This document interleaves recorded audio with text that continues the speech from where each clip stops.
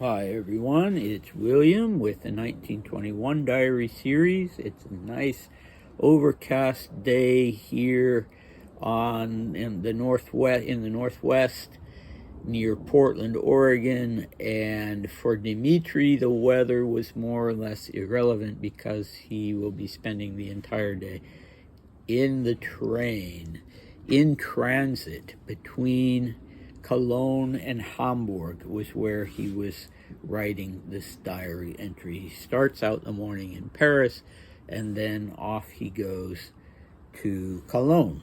All right, so I want to start out by showing you a picture of him. And this is actually a redo for me because when I did the first recording, everything was fine. You could see the picture, but then somehow or other, when I returned my iPhone to the stand, it seemed to me like the image was normal, but when I finished and went back to rewatch it, I was upside down for the whole second part of the video, the part of the video after I showed the picture. So if that happens again, if I turn out to be upside down, I'm just going to go ahead and post it because, yeah, I don't want to do it a third time.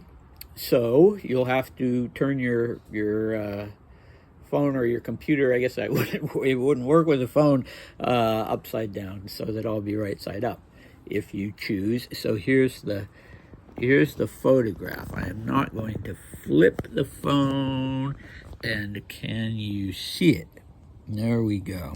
Let me put it more upright. Well, one thing I discovered last time was that the imperfections of my computer screen, the problem with my computer screen were shown, but this time it seems like that's not the case.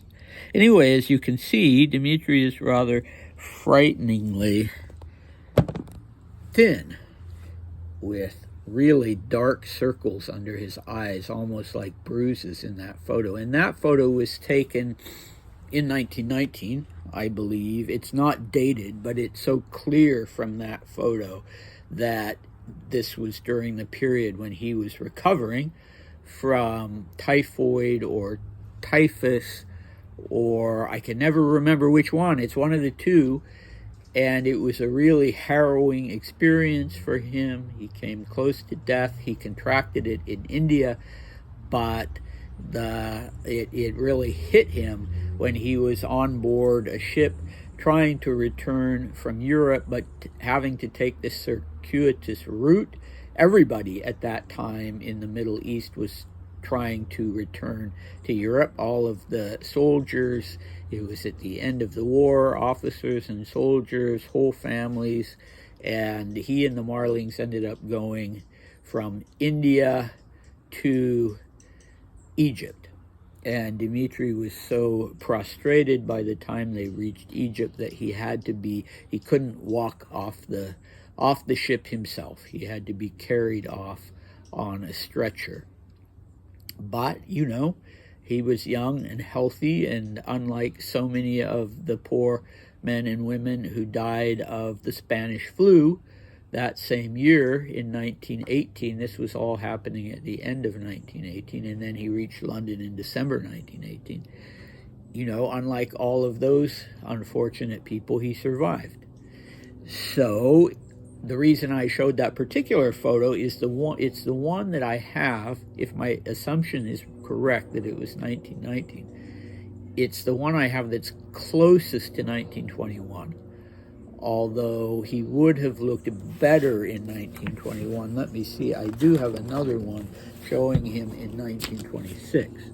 So if you can picture something between those two photographs, then you'll get a good idea, and I'll look for one from 1921. He was always a thin guy, but that 1919 one, he just looks like the English expression, death warmed over. But, yeah, he survived. All right, so if you recall from the previous diary entry, he went to this wild, opulent party with his sister and Gulia, the Polovtsovs, the Mordvinovs, at Monteshev's, the Armenian oil magnate, who loved to, impress people with his opulence, and they all got completely drunk, and Dmitri didn't get home until about 4:30 in the morning, and so he is really a wreck after that. Okay, here we go. Let's dive in. Did I say that it was the 2nd of February on the old calendar, the 20th of February on the Western calendar, the Gregorian calendar, and his header for this diary entry is between Cologne and Hamburg. It is a Wednesday. He starts out in Paris, but he was not writing this diary entry in Paris.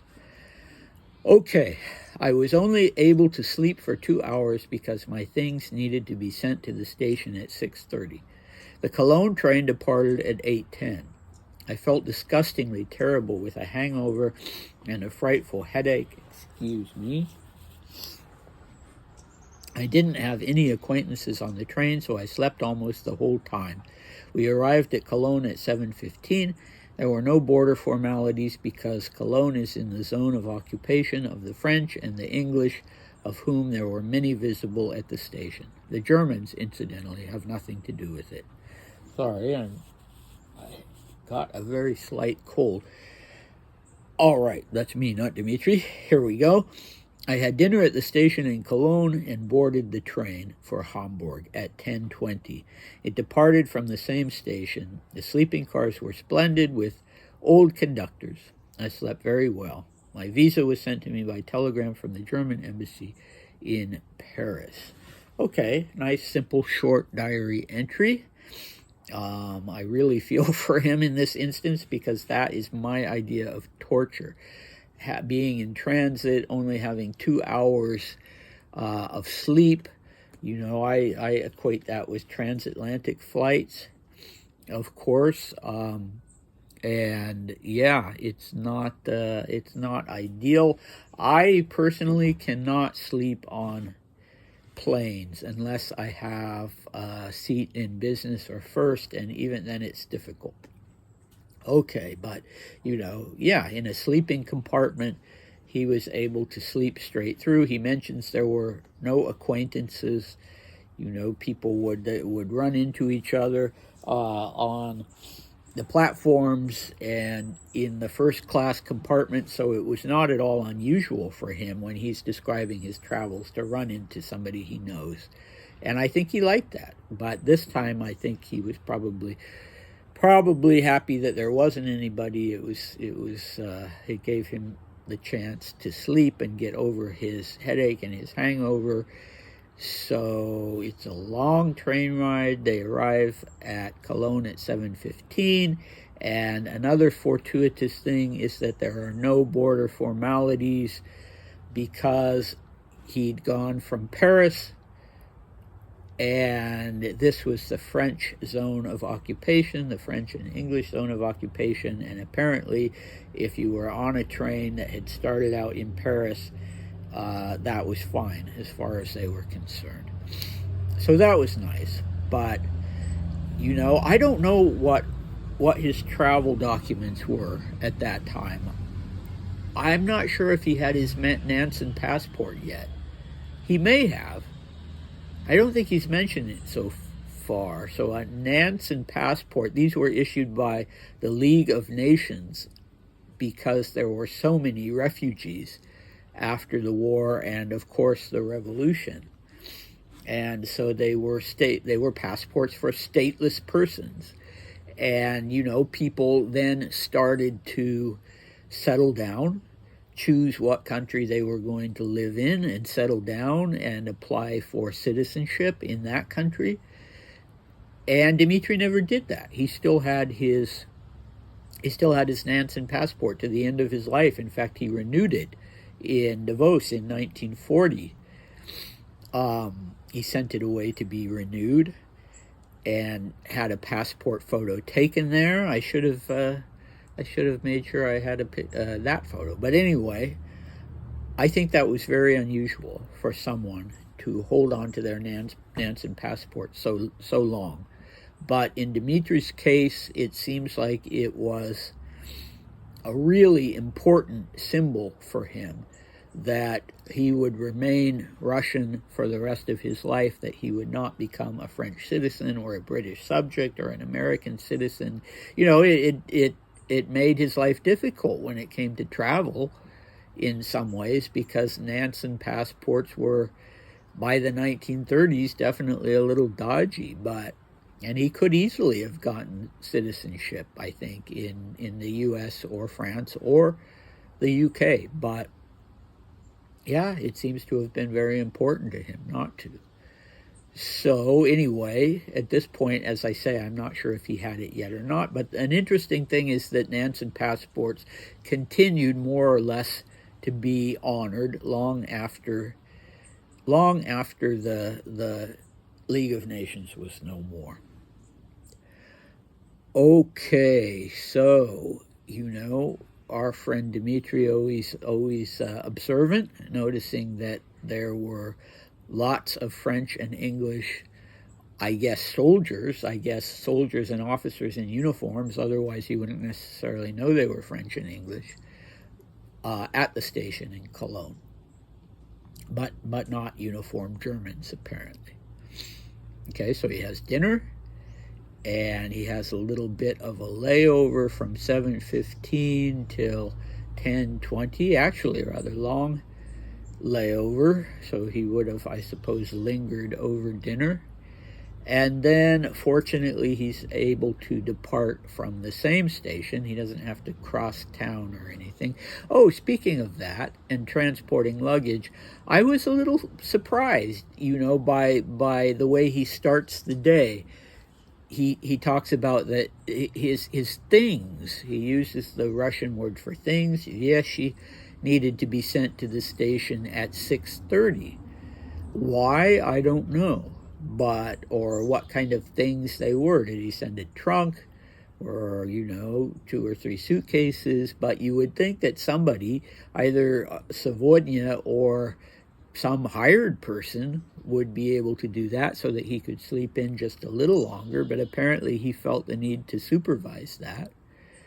And, I always think of being a Grand Duke or a royal, you don't have to worry about little things like that. You can always sleep right up to the last minute, and yeah, but, at least now in exile, Dmitri is doing a lot of this stuff himself. He's buying his own tickets and making his own arrangements, and he never complains about that.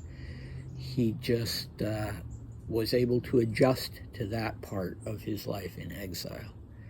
So, okay, I'm a little bit confused by this reference to old conductors on these splendid sleeping cars. Does he mean that they were literally old men? Or does he mean that they sort of had uniforms or the mannerisms and style of the pre-war period? I don't know, but for some reason he likes this. And I can't think of any other interpretation of the word conductor here. When you're talking about trains, the conductor pretty much means a human being who's taking care of things on the train. So, yeah, old conductors. Very unequivocal words. The word for old, yeah, okay. Maybe something nostalgic, I guess. Now, I've used the word visa, which I really shouldn't have, but I'm just using it in the most general sense as authorization to enter another country. And yeah, he didn't need to use it, as it turned out. I'm not sure why it isn't a Danish visa, but he says so that, because he's not supposed to be stopping in Germany. He's supposed to be going straight through. So, but this was something sent by telegram from the German embassy allowing him to be in Germany. So go figure. So that's that for this diary entry. The next several are going to be very interesting and eventful. We are going to hear about what it's like to go through customs in transit in 1921 Europe, and how annoying that could be to go through customs and go through immigration, I guess, a border crossing. And Dmitri will be in the right mood to notice everything that's a little bit comical.